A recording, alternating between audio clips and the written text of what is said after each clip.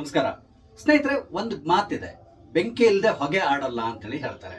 ಅಂದ್ರೆ ಹೊಗೆ ಆಡ್ತಾ ಇದೆ ಅಂತ ಹೇಳಿದ್ರೆ ಕೆಳಗಡೆ ಬೆಂಕಿ ಇದೆ ಅಂತ ಹೇಳ್ಕೊಂಡು ಅದ್ರ ಮೇಲೆ ಏನು ಮುಚ್ಕೊಂಡಿರ್ಬೋದು, ಆದ್ರೂ ಕೂಡ ಅದು ಅಪಾಯವನ್ನ ಸೂಚಿಸ್ತದೆ. ಈ ಮಾತನ್ನ ನಾನು ಯಾಕೆ ಹೇಳ್ತಾ ಇದ್ದೇನೆ ಅಂತ ಹೇಳಿದ್ರೆ, ಕಾಂಗ್ರೆಸ್ ನಲ್ಲಿ ನಡೀತಾ ಇರುವಂತಹ ಈಗಿನ ವಿದ್ಯಮಾನಗಳನ್ನ ನೋಡಿದ್ರೆ ಖಂಡಿತವಾಗಿಯೂ ಒಳಗಿಂದ ಒಳಗಡೆನೆ ಬೆಂಕಿ ಹತ್ಕೊಂಡ್ ಬಿಟ್ಟಿದೆ.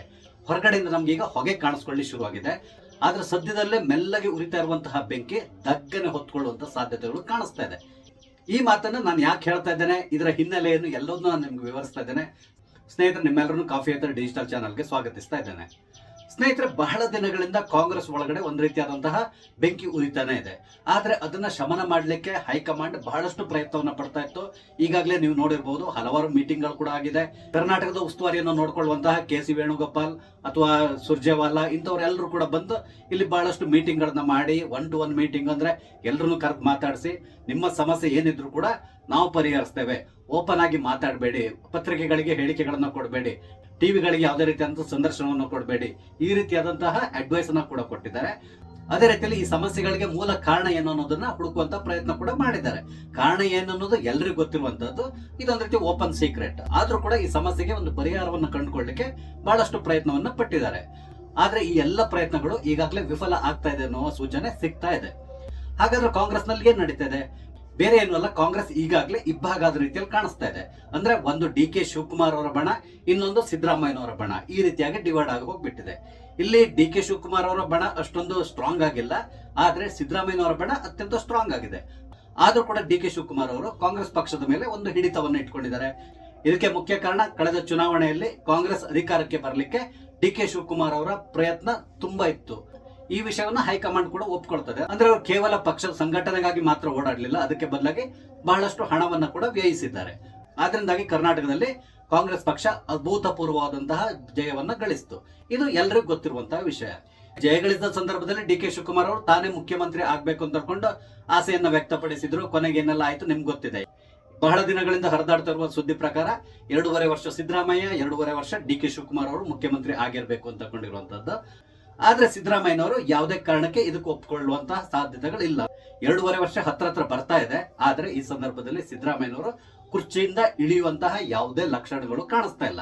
ಆದ್ರೆ ಡಿ.ಕೆ. ಶಿವಕುಮಾರ್ ಅವರು ಶತಾಯಗತಾಯ ನಾನೇ ಮುಖ್ಯಮಂತ್ರಿ ಆಗ್ಬೇಕು ಅಂತಕೊಂಡು ಪ್ರಯತ್ನದಲ್ಲಿದ್ದಾರೆ.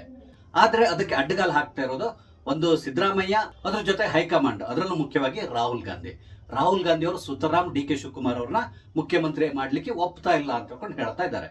ಈ ನಡುವೆ ಮೊನ್ನೆ ರಾಜಣ್ಣ ಅವ್ರನ್ನ ಸಚಿವ ಸ್ಥಾನದಿಂದ ವಜಾ ಮಾಡಿದ್ರು. ಇದು ಕೂಡ ನಿಮ್ಗೆ ಗೊತ್ತಿರುವಂತಹ ವಿಷಯ. ಈಗ ಏನಾಗಿದೆ ಅಂತ ಹೇಳಿದ್ರೆ, ರಾಜಣ್ಣ ಅವರ ಮಗ MLC ರಾಜೇಂದ್ರ ಮತ್ತು ಮಾಗಡಿ ಶಾಸಕ ಬಾಲಕೃಷ್ಣ, ಇವರಿಬ್ಬರ ನಡುವೆ ವಾಗ್ಯುದ್ಧ ಪ್ರಾರಂಭ ಆಗ್ಬಿಟ್ಟಿದೆ. ನಿಮ್ಗೆ ಗೊತ್ತಿದೆ, ಬಾಲಕೃಷ್ಣ ಅವರು ಡಿ.ಕೆ. ಶಿವಕುಮಾರ್ ಅವರ ಅತ್ಯಾಪ್ತ ಅಂತ ಕೊಂಡು ಹೇಳ್ತಾರೆ. ಅಂದ್ರೆ ಡಿ.ಕೆ. ಶಿವಕುಮಾರ್ ಏನಾದ್ರು ಹೇಳ್ಬೇಕು ಅಂತ ಹೇಳಿದ್ರೆ ಬಾಲಕೃಷ್ಣ ಅವ್ರ ಮುಖಾಂತರ ಹೇಳಿಸ್ತಾರೆ. ಅದೇ ರೀತಿಯಲ್ಲಿ ಸಿದ್ದರಾಮಯ್ಯನವರು ತಮ್ಗೇನಾದ್ರು ಹೇಳ್ಬೇಕು ಅನ್ಸಿದ್ರೆ ಕೆಲವರು ಇದ್ದಾರೆ, ಅದರಲ್ಲಿ ಮುಖ್ಯವಾಗಿ ರಾಜಣ್ಣ ಅವರು ಕೂಡ ಅವರ ಒಂದು ರೀತಿಯಾದ ಮುಖವಾಣಿ ಅಂತ ಹೇಳ್ತಾರೆ, ಅವ್ರ ಮುಖಾಂತರ ಹೇಳಿಸ್ತಾರೆ. ಅದೇ ರೀತಿಯಲ್ಲಿ ಇಲ್ಲಿ ಬಾಲಕೃಷ್ಣ ರಾಜಣ್ಣ ಅವರ ಬಗ್ಗೆ ಬಿಜೆಪಿ ಸೇರ್ತಾರೆ ಅಂತ ಒಂದು ಹೇಳಿಕೆಯನ್ನ ಕೊಟ್ಟರು. ಈ ಹೇಳಿಕೆಗೆ ಪ್ರತಿಕ್ರಿಯಿಸಿದಂತಹ ರಾಜಣ್ಣ ಅವರ ಸುಪುತ್ರ ರಾಜೇಂದ್ರ ರಾಜಣ್ಣ ಅವರು ನೇರವಾಗಿ ಡಿ.ಕೆ. ಶಿವಕುಮಾರ್ ಅವ್ರ ಬಗ್ಗೆ ಮಾತಾಡ್ಲಿಕ್ಕೆ ಶುರು ಮಾಡಿದ್ದಾರೆ. ಅಂದ್ರೆ ಅವ್ರು ಏನ್ ಹೇಳಿದ್ರು ಅಂತ ಹೇಳಿದ್ರೆ, ಬಿಜೆಪಿ ಕಡೆಯಿಂದ ಮುಖ್ಯಮಂತ್ರಿ ಆಫರ್ ಬಂದ್ರೆ ಖಂಡಿತವಾಗಿ ಕೆಲವರು ಬಿಜೆಪಿ ಹೋಗ್ತಾರೆ ಅಂತ ಅವ್ರು ನೇರವಾಗಿ ಡಿ.ಕೆ. ಶಿವಕುಮಾರ್ ಅವರ ಬಗ್ಗೆ ಮಾತಾಡಿದ್ದಾರೆ. ಹಾಗೇನೆ ಅಂಬಾನಿ ಮಗನ ಮದುವೆ ಸಂದರ್ಭದಲ್ಲಿ ರಾಹುಲ್ ಗಾಂಧಿ ಅವರು ಅಂಬಾನಿ ಕುಟುಂಬದವರು ಕೊಟ್ಟಂತಹ ಇನ್ವಿಟೇಷನ್ ನ ಸ್ವೀಕರಿಸಲಿಕ್ಕೆ ನಿರಾಕರಿಸಿದ್ರು. ಆದ್ರೆ ಡಿ.ಕೆ. ಶಿವಕುಮಾರ್ ಅವರು ಅಂಬಾನಿ ಸುಪುತ್ರನ ಮದುವೆಯಲ್ಲಿ ಭಾಗವಹಿಸಿ ಅಲ್ಲಿ ಒಂದು ಸೀಕ್ರೆಟ್ ಮೀಟಿಂಗ್ ಅನ್ನ ಮೋದಿ ಜೊತೆ ಮಾಡ್ಕೊಂಡು ಬಂದಿದ್ದಾರೆ ಅನ್ನುವ ಸುದ್ದಿ ಕೂಡ ಎಲ್ಲಾ ಕಡೆ ಹರಿದಾಡ್ತಾ ಇದೆ. ನಿಮ್ಗೆ ಗೊತ್ತಿರಬಹುದು, ಕಳೆದ ವರ್ಷ ಒಮ್ಮೆ ಮೋದಿ ಅವ್ರನ್ನ ಡಿ.ಕೆ. ಶಿವಕುಮಾರ್ ಅವರು ಭೇಟಿ ಮಾಡಿದ್ರು. ಈ ಭೇಟಿಯ ಬಗ್ಗೆ ಎಲ್ಲಿಯೂ ಕೂಡ ಅವರು ಹೈಕಮಾಂಡ್ ವಿಷಯವನ್ನು ತಿಳಿಸಿರ್ಲಿಲ್ಲ. ಅದೇ ರೀತಿಯಲ್ಲಿ ಕರ್ನಾಟಕದ ಮುಖ್ಯಮಂತ್ರಿ ಸಿದ್ದರಾಮಯ್ಯನವರಿಗೆ ಕೂಡ ತಿಳಿಸಿರ್ಲಿಲ್ಲ. ನೇರವಾಗಿ ಸೀಕ್ರೆಟ್ ಆಗಿ ಅಪಾಯಿಂಟ್ಮೆಂಟ್ ಅನ್ನು ತಕೊಂಡು ಮೋದಿ ಅವ್ರನ್ನ ಭೇಟಿ ಮಾಡಿ ಬಂದಿದ್ರು. ಭೇಟಿ ಆದ್ಮೇಲೆ ಅದಕ್ಕೆ ಸಂಬಂಧಪಟ್ಟಂತ ಫೋಟೋಗಳು ಹೊರಗಡೆ ಬಂದಾಗ್ಲೇ ಗೊತ್ತಾಗಿದ್ದು ಡಿ.ಕೆ. ಶಿವಕುಮಾರ್ ಅವರು ಮೋದಿ ಅವ್ರನ್ನ ಭೇಟಿ ಮಾಡಿದ್ದಾರೆ ಅಂತೇಳಿ. ಆಗ ಕೂಡ ಹೈಕಮಾಂಡ್ ಇವ್ರ ಬಗ್ಗೆ ಅಸಮಾಧಾನವನ್ನ ವ್ಯಕ್ತಪಡಿಸಿತ್ತು. ಈಗ ಪುನಃ ಕಾಂಗ್ರೆಸ್ ವಲಯದಲ್ಲಿ ಹರಿದಾಡ್ತಾ ಇರುವಂತಹ ಸುದ್ದಿ ಏನು ಅಂತ ಹೇಳಿದ್ರೆ, ಅಂಬಾನಿ ಪುತ್ರನ ಮದುವೆ ಸಂದರ್ಭದಲ್ಲಿ ಮೋದಿ ಅವ್ರನ್ನ ಡಿ.ಕೆ. ಶಿವಕುಮಾರ್ ಅವರು ಸೀಕ್ರೆಟ್ ಆಗಿ ಭೇಟಿ ಮಾಡಿದ್ದಾರೆ. ಈ ಭೇಟಿಯ ಸಂದರ್ಭದಲ್ಲಿ ಒಂದ್ ವೇಳೆ ಡಿ.ಕೆ. ಶಿವಕುಮಾರ್ ಅವರು ಒಂದಿಷ್ಟು ಶಾಸಕರನ್ನ ಕರ್ಕೊಂಡು ಬಿಜೆಪಿ ಕಡೆ ಬಂದ್ರೆ ಖಂಡಿತವಾಗಿ ಅವ್ರನ್ನ ಮುಖ್ಯಮಂತ್ರಿ ಮಾಡ್ತೇವೆ ಅಂತಕೊಂಡು ಏನೋ ಆಶ್ವಾಸನೆ ಕೊಟ್ಟಿದ್ದಾರೆ. ಅದೇ ರೀತಿಯಲ್ಲಿ ಈ ಒಂದು ಮೀಟಿಂಗ್ ನ ಸಂದರ್ಭದಲ್ಲಿ ವಿಜಯೇಂದ್ರ ಕೂಡ ಹಾಜರಿದ್ರು ಅಂತ ಹೇಳ್ತಾರೆ. ಅಂದ್ರೆ ವಿಜಯೇಂದ್ರ ಉಪಮುಖ್ಯಮಂತ್ರಿ, ಡಿ.ಕೆ. ಶಿವಕುಮಾರ್ ಅವರು ಮುಖ್ಯಮಂತ್ರಿ, ಈ ರೀತಿಯಾದಂತಹ ಮಾತುಕತೆ ಕೂಡ ನಡೆದಿದೆ ಅಂತ ಹೇಳ್ತಾ ಇದ್ದಾರೆ. ಇದೇ ವಿಷಯವನ್ನ ಈಗಾಗಲೇ ಯತ್ನಾಳ್ ಅವರು ಹಲವಾರು ಬಾರಿ ಹೇಳಿದ್ದಾರೆ. ಇದನ್ನು ಕೂಡ ನೀವು ಗಮನಿಸಿದ್ದೀರಾ.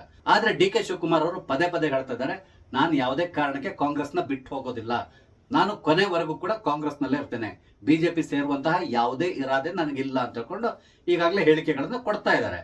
ಆದ್ರೆ ಇದ್ರ ಮಧ್ಯದಲ್ಲಿ ಸದನದಲ್ಲಿ ನಿಂತ್ಕೊಂಡು RSS ನ ಪ್ರಾರ್ಥನೆಯನ್ನ ಹೇಳ್ತಾರೆ. ಹಾಗೇನೆ ಹೊರಗಡೆ ಭಗವದ್ಗೀತೆ ಬಗ್ಗೆ ಮಾತಾಡ್ತಾರೆ.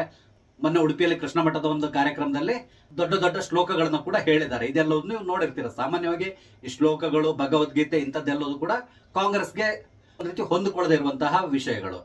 ಆದ್ರೂ ಕೂಡ ಡಿ ಕೆ ಶಿವಕುಮಾರ್ ಅವರು ಇತ್ತೀಚಿನ ದಿನಗಳಲ್ಲಿ ಭಗವದ್ಗೀತೆ ಬಗ್ಗೆ, ಶ್ಲೋಕಗಳ ಬಗ್ಗೆ, ಹಾಗೆ RSS ನಲ್ಲಿರುವಂತಹ ಕೆಲವೊಂದು ಒಳ್ಳೆಯ ಅಂಶಗಳನ್ನು ಕೂಡ ಅವರು ಹೊಗಳಲಿಕ್ಕೆ ಶುರು ಮಾಡಿದ್ದಾರೆ. ಅದೇ ರೀತಿಯಲ್ಲಿ ಕಾಂಗ್ರೆಸ್ ನಲ್ಲಿರುವಂತಹ ಹಿಂದೂ ನಾಯಕರಿಗೆ ಇರುವಂತಹ ಬಹುದೊಡ್ಡ ಸಮಸ್ಯೆ ಏನು ಅಂತ ಹೇಳಿದ್ರೆ, ಎಲ್ಲಿಯೂ ಕೂಡ ಅವ್ರು ಓಪನ್ ಆಗಿ ನಾನು ಓರ್ವ ಹಿಂದೂ ಧರ್ಮವನ್ನ ಫಾಲೋ ಮಾಡ್ತೇನೆ ಅಂತ ಹೇಳಿ ಹೇಳಲಿಕ್ಕೂ ಕೂಡ ಅವ್ರು ಯೋಚನೆ ಮಾಡ್ಬೇಕಾಗಿ ಬರ್ತದೆ. ಕಾರಣ ಏನು ಅಂತ ಹೇಳಿದ್ರೆ, ಒಂದ್ ವೇಳೆ ಆ ರೀತಿ ಮಾತಾಡಿದ್ರೆ ಮುಸ್ಲಿಂ ಸಮುದಾಯದವರಿಗೆ ಬೇಸರ ಆಗ್ಬೋದು. ಅಂದ್ರೆ ಅದು ಅವರ ವೋಟ್ ಬ್ಯಾಂಕ್. ಹಾಗಾಗಿ ಅವರು ಆ ತರ ಹೇಳಲಿಕ್ಕೆ ಹೋಗಲ್ಲ. ಆದ್ರೆ ಡಿ ಕೆ ಶಿವಕುಮಾರ್ ಅವರು ಇತ್ತೀಚೆಗೆ ಹಲವಾರು ಬಾರಿ ಹೇಳಿದ್ದಾರೆ, ನಾನವರ ಕಟ್ಟ ಹಿಂದೂ, ನಾನು ಕೊನೆವರೆಗೂ ಕೂಡ ಹಿಂದೂವಾಗಿಯೇ ಬದುಕ್ತೇನೆ ಅಂತ ಹೇಳ್ಕೊಂಡು ಹೇಳಿಕೆಗಳನ್ನ ಕೊಟ್ಟಿದ್ದಾರೆ. ಇದೊಂದ್ ರೀತಿ ವಿಪರ್ಯಾಸ ಅನಿಸ್ತದೆ. ಓರ್ವ ಹಿಂದೂವಾಗಿ ನಾನು ಕೊನೆವರೆಗೂ ಕೂಡ ಹಿಂದೂವಾಗಿಯೇ ಬಾಳ್ತೇನೆ ಅಂತೇಳಿ ಹೇಳೋದು ಖಂಡಿತವಾಗಿ ಒಂದ್ ರೀತಿ ಅಸಹ್ಯಕರ ಅನಿಸ್ತದೆ. ಈ ರೀತಿಯಾದಂತ ಹೇಳುವ ಅವಶ್ಯಕತೆ ಇಲ್ವೇ ಇಲ್ಲ ಅಂತ ಹೇಳ್ಬೋದು. ಆದ್ರೆ ಕಾಂಗ್ರೆಸ್ ನಲ್ಲಿ ಈ ರೀತಿಯಾದಂತ ಒಂದು ಪರಿಸ್ಥಿತಿ ಕೂಡ ಉದ್ಭವ ಆಗಿದೆ. ಇದೆಲ್ಲದಕ್ಕೂ ಕಾರಣ ವೋಟ್ ಬ್ಯಾಂಕ್ ರಾಜಕಾರಣ. ಈಗ ರಾಜಣ್ಣ ಅವರ ಮಗ ಹೇಳಿರುವಂತಹ ಮಾತು, ಅದೇ ರೀತಿಯಲ್ಲಿ ಯತ್ನಾಳಿ ಹಿಂದೆ ಹೇಳಿರುವಂತಹ ಮಾತು, ಇದೆಲ್ಲದನ್ನ ಕ್ರೋಢೀಕರಿಸಿ ನೋಡಿದ್ರೆ ಎಲ್ಲಿಯೋ ಡಿ ಕೆ ಶಿವಕುಮಾರ್ ಅವರು ಬಿಜೆಪಿ ಕಡೆ ಹೋಗುವಂತ ಸಾಧ್ಯತೆಗಳು ಇದೆ ಅಂತ ಹೇಳ್ತಾರೆ. ಕಾರಣ ಏನು ಅಂತ ಹೇಳಿದ್ರೆ, ಅವರು ಇತ್ತೀಚೆಗೆ ಕೊಡ್ತಾ ಇರುವಂತಹ ಹೇಳಿಕೆಗಳು. ಸಾಮಾನ್ಯವಾಗಿ ಯಾವುದೇ ವ್ಯಕ್ತಿ ಇರಲಿ, ಆತ ಯಾವಾಗ್ಲೂ ಕೂಡ ಪದೇ ಪದೇ ನಿಮ್ ಜೊತೆಗೆ ನಿಂತ್ಕೊಂಡು ನಾನು ನಿಮ್ ಜೊತೆಗಿದ್ದೇನೆ, ನಿಮ್ ಹಿಂದಿದ್ದೇನೆ ಅಂತೇಳಿ ಹೇಳ್ತಾ ಇದ್ದೇನೆ ಅಂತ ಹೇಳಿದ್ರೆ, ಆತ ಎಲ್ಲಿಯೋ ನಿಮ್ಮಿಂದ ದೂರ ಆಗ್ಲಿಕ್ಕೆ ಪ್ರಯತ್ನಿಸ್ತಾ ಇದ್ದಾನೆ ಅನ್ನುವ ಒಂದು ಅರ್ಥವನ್ನ ನೀವು ಕಲ್ಪಿಸ್ಕೊಳ್ಬಹುದು. ಇಲ್ಲಿ ಕೂಡ ಅಷ್ಟೇ, ಡಿ ಕೆ ಶಿವಕುಮಾರ್ ಅವರು ಪದೇ ಪದೇ ಕೊಡ್ತಾ ಇರುವಂತಹ ಹೇಳಿಕೆಗಳನ್ನ ನೋಡಿದ್ರೆ ಎಲ್ಲಿಯೋ ಇವರು ಕೂಡ ಕಾಂಗ್ರೆಸ್ ಪಕ್ಷದಿಂದ ದೂರ ಆಗುವಂತ ಸಾಧ್ಯತೆಗಳು ಕಾಣಿಸ್ತಾ ಇದೆ. ಎಲ್ಲಕ್ಕಿಂತ ಮುಖ್ಯವಾಗಿ ಡಿ ಕೆ ಶಿವಕುಮಾರ್ ಅವರ ಬಹುದೊಡ್ಡ ಆಸೆ ಏನು ಅಂತ ಹೇಳಿದ್ರೆ, ತಾನು ಕರ್ನಾಟಕ ರಾಜ್ಯದ ಮುಖ್ಯಮಂತ್ರಿ ಆಗ್ಬೇಕು, ಅದು ಕೂಡ ಈ ಟರ್ಮ್ ನಲ್ಲೇ ಆಗ್ಬೇಕು. ಈ ರೀತಿಯಾದಂತಹ ಆಸೆಯನ್ನ ಇಟ್ಕೊಂಡಿರುವಂತವರು ಡಿ ಕೆ ಶಿವಕುಮಾರ್ ಅವರು. ಅದಲ್ಲದೆ ಇತ್ತೀಚೆಗೆ ಬರ್ತಾ ಇರುವಂತಹ ಕೆಲವೊಂದು ಸುದ್ದಿಗಳು ಏನು ಅಂತ ಹೇಳಿದ್ರೆ, ಹೈಕಮಾಂಡ್ ಕೂಡ ಇವ್ರ ಬಗ್ಗೆ ಅಷ್ಟೊಂದು ಆಸ್ಥೆಯನ್ನು ವಹಿಸ್ತಾ ಇಲ್ಲ. ಇವರು ದೆಹಲಿಗೆ ಹೋದ್ರೆ ರಾಹುಲ್ ಗಾಂಧಿ ಅವ್ರನ್ನ ಭೇಟಿ ಮಾಡಲಿ ನಿರಾಕರಿಸ್ತಾ ಇದ್ದಾರೆ. ಈ ರೀತಿಯಾದಂತಹ ಸುದ್ದಿಗಳು ಕೂಡ ಬರ್ತಾ ಇದೆ. ಹಾಗಾಗಿ ಡಿ ಕೆ ಶಿವಕುಮಾರ್ ಅವರು ಕಾಂಗ್ರೆಸ್ ಪಕ್ಷದಿಂದ ಸ್ವಲ್ಪ ದೂರ ಸರಿಯುವಂತ ಸಾಧ್ಯತೆಗಳು ಕೂಡ ಕಾಣಿಸ್ತಾ ಇದೆ. ಈಗ ಹಲವಾರು ಬಿಜೆಪಿಗರು ಇರ್ಬೋದು, ಅಥವಾ ಕಾಂಗ್ರೆಸ್ ನಲ್ಲಿರುವಂತಹವರು ಇರ್ಬೋದು, ಕಾರ್ಯಕರ್ತರು ಇರ್ಬೋದು, ಇವರೆಲ್ಲರೂ ಕೂಡ ಒಂದು ಪ್ರಶ್ನೆಯನ್ನ ಮಾಡಬಹುದು. ಡಿ ಕೆ ಶಿವಕುಮಾರ್ ಅವ್ರ ಮೇಲೆ ಈಗಾಗಲೇ ಹಲವಾರು ಕೇಸ್ಗಳಿದೆ, ಅವ್ರವ್ರ ಭ್ರಷ್ಟಾಚಾರಿ ಅಂತ ಹೇಳ್ಕೊಂಡು ಎಲ್ಲರೂ ಮಾತಾಡ್ಕೊಳ್ತಾರೆ. ಇಂತಹ ಡಿ ಕೆ ಶಿವಕುಮಾರ್ ಅವ್ರನ್ನ ಬಿಜೆಪಿಯವರು ಸೇರಿಸ್ಕೊಳ್ತಾರ ಪಕ್ಷಕ್ಕೆ? ಈ ರೀತಿಯಾದಂತಹ ಪ್ರಶ್ನೆ ಖಂಡಿತವಾಗಿ ನಿಮ್ಮ ಮನದಲ್ಲಿ ಮೂಡೇ ಮೂಡ್ತದೆ. ನಿಮ್ಗೆ ತುಂಬಾ ಚೆನ್ನಾಗಿ ಗೊತ್ತಿದೆ, ಬಿಜೆಪಿಯಲ್ಲಿ ಒಂದು ಬಹುದೊಡ್ಡದಂತ ಒಂದು ವಾಷಿಂಗ್ ಮೆಷಿನ್ ಇದೆ. ಆ ವಾಷಿಂಗ್ ಮೆಷಿನ್ಗೆ ಡಿ ಕೆ ಶಿವಕುಮಾರ್ ಅವ್ರನ್ನ ಹಾಕ್ತಾರೆ, ಸ್ವಿಚ್ ಆನ್ ಮಾಡ್ತಾರೆ. ಒಂದು 10 ನಿಮಿಷದಲ್ಲಿ ಡಿ ಕೆ ಶಿವಕುಮಾರ್ ಅವರು ಶುದ್ಧವಾಗಿ ಹೊರಗಡೆ ಬರ್ತಾರೆ. ನಂತರ ಕೇಸ್ಗಳೆಲ್ಲದೂ ಇರ್ತದೆ, ಆದ್ರೆ ಅದು ಸ್ವಲ್ಪ ಸ್ಲೋ ಆಗಿ ನಡೀತಾ ಇರ್ತದೆ. ಅದರಿಂದಾಗಿ ಡಿ ಕೆ ಶಿವಕುಮಾರ್ ಅವರಿಗೆ ಯಾವುದೇ ರೀತಿಯಾದಂತಹ ಸಮಸ್ಯೆ ಆಗಲ್ಲ. ಹಾಗಾಗಿ ಯಾವುದೇ ಸಾಧ್ಯತೆಗಳನ್ನ ನಾವು ಇಲ್ಲಿ ತಳ್ಳಿ ಹಾಕುವಂತಿಲ್ಲ. ಕಾರಣ ಏನಂತ ಹೇಳಿದ್ರೆ, ಇದು ರಾಜಕೀಯದಲ್ಲಿ ಎಲ್ಲರಿಗೂ ಕೂಡ ಅಧಿಕಾರದ ಆಸೆ ಇದ್ದೇ ಇರ್ತದೆ. ಅಧಿಕಾರ ಇಲ್ಲ ಅಂತ ಹೇಳಿದ್ರೆ ಆತ ರಾಜಕಾರಣಿ ಆಗ್ಲಿಕ್ಕೆ ನಾಲಾಯಕ್ ಅನ್ಸ್ಕೊಳ್ತಾನೆ. ಆದ್ರಿಂದಾಗಿ ಡಿ ಕೆ ಶಿವಕುಮಾರ್ ಅವರು ಒಂದ್ ವೇಳೆ ಮುಖ್ಯಮಂತ್ರಿ ಪಟ್ಟ ಸಿಗ್ತದೆ ಅಂತ ಹೇಳಿದ್ರೆ ಖಂಡಿತವಾಗಿ ಬಿಜೆಪಿ ಸೇರ್ತಾರೆ. ಈ ರೀತಿಯಾಗಿ ನಾ ಹಿಂದೆ ಕೂಡ ಹಲವಾರು ಬಾರಿ ಹೇಳಿದ್ದೇನೆ. ಆದ್ರೆ ಈಗ ಸದ್ಯಕ್ಕೆ ಈ ಸೆಪ್ಟೆಂಬರ್ ಕ್ರಾಂತಿ ಅಂತ ಹೇಳ್ತಿದ್ದಾರಲ್ಲ, ನಾವೀಗ ಸೆಪ್ಟೆಂಬರ್ ಅಲ್ಲಿ ಇದ್ದೇವೆ. ಈ ಸೆಪ್ಟೆಂಬರ್ ನಲ್ಲಿ ಏನಾದ್ರೂ ಕ್ರಾಂತಿ ಆಗುವಂತ ಸಾಧ್ಯತೆಗಳು ಕೂಡ ಇದೆ. ಯಾವುದಕ್ಕೂ ನಾವು ಕಾದ್ ನೋಡೋಣ. ಸ್ನೇಹಿತರೆ, ನಿಮ್ಗೆ ಅನಿಸ್ತದೆ ಡಿ ಕೆ ಶಿವಕುಮಾರ್ ಅವರು ಕಾಂಗ್ರೆಸ್ ಪಕ್ಷವನ್ನ ಬಿಟ್ಟು ಬಿಜೆಪಿ ಕಡೆ ಹೋಗ್ತಾರಾ? ನಿಮ್ಮ ಅನಿಸಿಕೆಗಳನ್ನ ಕಮೆಂಟ್ ಮುಖಾಂತರ ತಿಳಿಸಿ. ಅದೇ ರೀತಿಯಲ್ಲಿ ವಿಡಿಯೋ ಇಷ್ಟ ಆದ್ರೆ ಲೈಕ್ ಮಾಡಿ, ಶೇರ್ ಮಾಡಿ, ಹಾಗೆ ದಯವಿಟ್ಟು ನನ್ನ ಚಾನಲ್ ಸಬ್ಸ್ಕ್ರೈಬ್ ಮಾಡಿ. ನಮಸ್ತೆ, ಜೈ ಹಿಂದ್.